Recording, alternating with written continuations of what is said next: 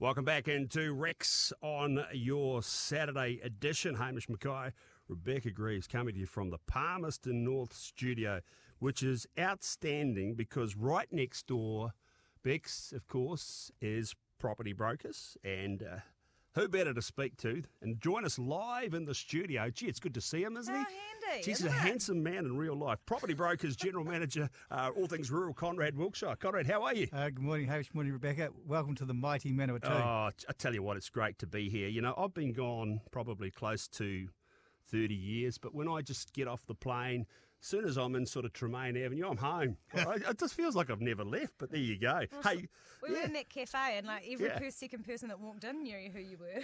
Yeah. Oh, well, you know, I do like to have a chin wag, you know. I am, you know, I like to think of myself as a bit of a people's person. Anyway, hey, Conrad, so what have you been up to? Well, actually, I've been down south this last week.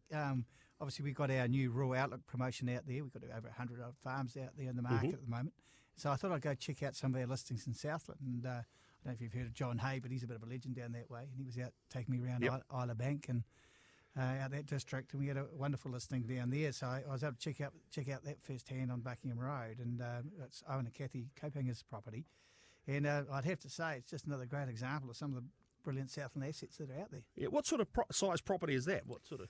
Well, look, it's actually got some real scale about it. It's in its own right, it's 287 hectares. Yes. And they developed that over 20 years, literally from the ground up. So it's got scale, and even within that, there's quite a big dairy operation, and even within that, there's some options to lease to buy if it's, you know, for those looking for the options. But I think the thing that stood out for me was that it's all self-contained because you've got this adjoining 160 hectares that they've leased for a long time from owners, and it's all consented land for dairy support, which these days is, you know, you can't really take that as a given. No. And so, you know, it's just a really well set up. It's over 400. If you put the lease arrangements in place, which I'm sure can be novated across, I mean, you look at all that and you think, well, there's over 447 hectares there at scale, and it's really prime land. And John took me around Isla Bank as a district, and you'd have to say, you know, Southland's looking particularly good this year, and it's just a good example of a factory farm owner-operator that's done the job right, and, you know, Owen and Kathy should be extremely proud of what they've done. Yeah, no, it sounds fantastic. Okay, so they're sort of heading on to another stage in their life. Yeah, well, when I look at it, and there's probably two things that stood out for me is just some of the quality, some of the assets that are out there on the market, and this is a great example of one. But I think the second thing is there's a lot of chat out there at the moment in media and what have you around, you know, all the headwinds. And but when you have a look at like the Copinger property, you know, they're a great example of people that have given a lot back to the industry for 20 plus years, but they're actually looking at their next phase in their lives, and it's their family and what they want to do, and they may be looking, you know, head back to the North Island and all their plans that they have. There's so many examples of people like that out there. So I think what we should, when we're looking at the market at the moment, I think we shouldn't lose sight of the fact that there's always about a willing seller, willing buyer. And if you've got that, if you get around the table, it's amazing what you can actually achieve, and if you've got a common objective. And I think this season particularly, I think it's less about looking at all the noise and much more about getting around the table and looking at the long-term prospects, because, you know, the dairy outlook, and Southland's a good example, is it's strong, and we just need to keep the big picture in mind. Fantastic. Yeah, for sure. You kind of alluded to it before, Conrad, but there has been quite a lot of not so positive news in the news lately. What's your take on all of that? Well, look, you know, Rebecca, we always want to be pragmatic, and you can't have your head in the clouds. But at the moment, I think if you're a farmer or grower, you need a fair bit of oxygen at the moment just to sort of stay even against all the. If you're reading anything, it's not that constructive. And I'm a great fan of the Farmers Weekly, and it's a great publication. It is, and I really am, and it provides New Zealand, I think, a great insight week in, week out, and it's extremely well run. But and before Dean Williamson brings me straight after this interview, but I did want to. But if you were to look at the first few pages heading into the long weekend, if you're about to have a long weekend, you know, blueberry crops wiped out with late frost, milk price forecast under threat, meat industry predicts global greenhouse gas is going to create a jobs bloodbath, and the shifting ground beneath the farmers' feet, and we haven't even got to Hewok and Ekanoa or you know the new policy change that came from nowhere around highly productive land that cuts across a heap of land uses. So, you know, I reckon, you know, for a farmer, you're doing pretty well just to stay even at the moment against all that. And I do think, you know, ultimately we have some great assets, really well maintained, faithfully farmed, but right here and now, gosh, they're having to wade through some stuff. Yeah, a bit on. Absolutely. I think that's the thing that seems the hardest part of actually being a farmer at the moment is you're actually trying to get on with farming and to do a good job and maintain your asset, as you say, Conrad. But you also need to stay abreast of all of these things that are happening, because if you don't, knowledge is power. If you're not informed, you're not going to be able to be part of the conversation or figure out how it's going to affect your business. So it is really important to read the news, and obviously as a former editor of Farmers Weekly, I do think it's a great publication. But there are some positive things out there, right? Yeah, and I think, Rebecca, I agree with all your points, and I think we've really got to back our advocacy groups, and I think Andrew Highgart's doing a great job of at the moment, and his role has never been more important than right now. And I think we really got to build back our advocacy groups to the hilt on some of their representations at the moment, because in its current format, it just can't last.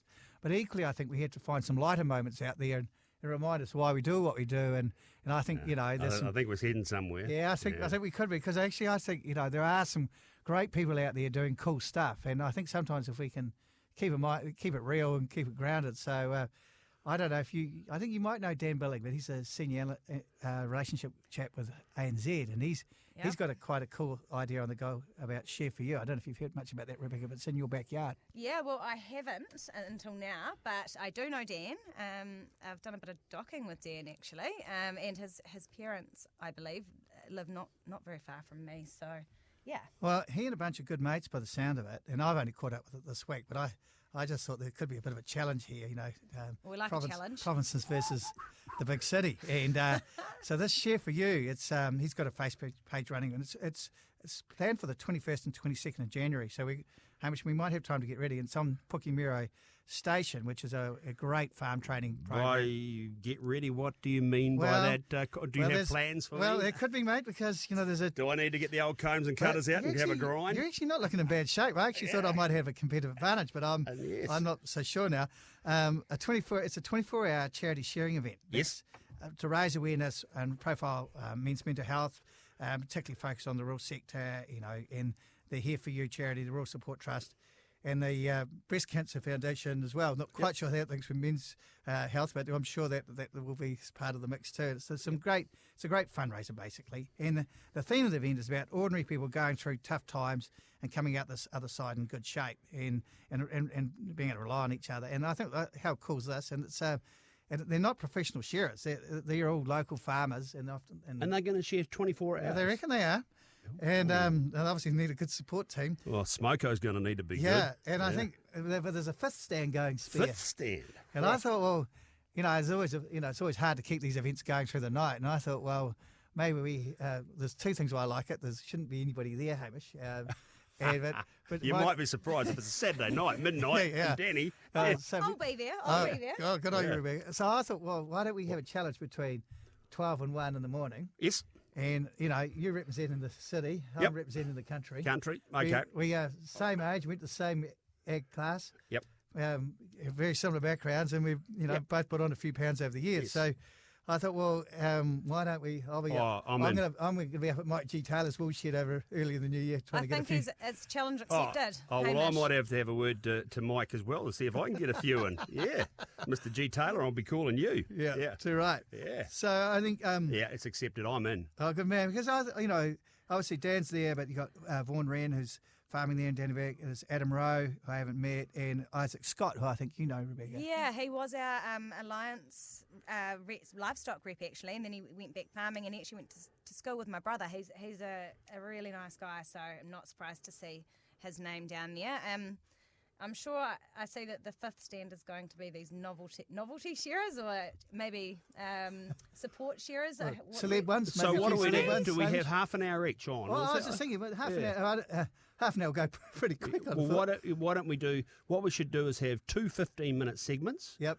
And then our total tally wins. Of course, you need to keep the bottom tooth down and fill up the comb. There can't be, and no, we can't have any second cuts. We almost need to have a shearing judge there. Look, I think we don't need. I think the focus should be on numbers. Numbers. That's fine. Not quality. I'm a farmer. me. You Okay, have all to right, focus on okay. quality. Oh, well, Exactly. No, I'm going to be judging. All If- right. if there's Okay, yeah, anything exactly. cut to- Hey, you need Any to be cuts neutral, or Rebecca. any second no cuts? favouritism. Yeah. No, well, I'll get Richard to judge it, my husband. There, he's neutral. If he Okay. says it wouldn't be acceptable at home, Right, then it's out. right. Well, But- Bex, It's- you know, it's certainly a bit tougher given than I thought. the importance of property brokers to our show, and Conrad, you know, you might Bit have of to, you know, leniency. you know, because you are talking to the New Zealand junior finalists from 1987. Oh, jeez. And I Turn think it up. and, Stop Turn it. up. and, fair to say, I haven't quite got that glory.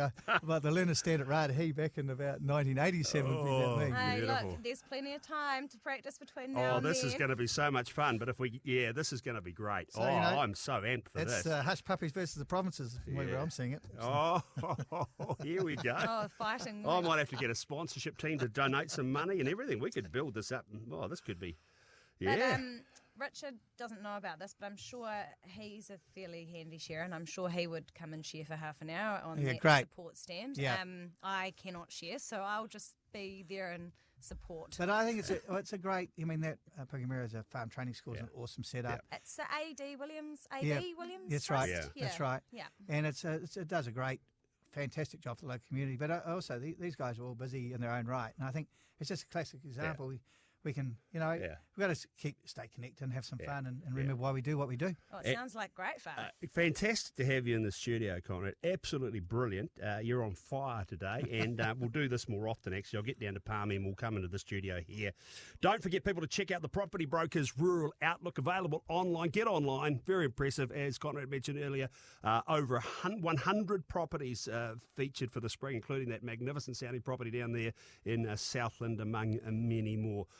Conrad, great to catch up, and we'll do it again soon. Proud to be here. Thanks. Great stuff.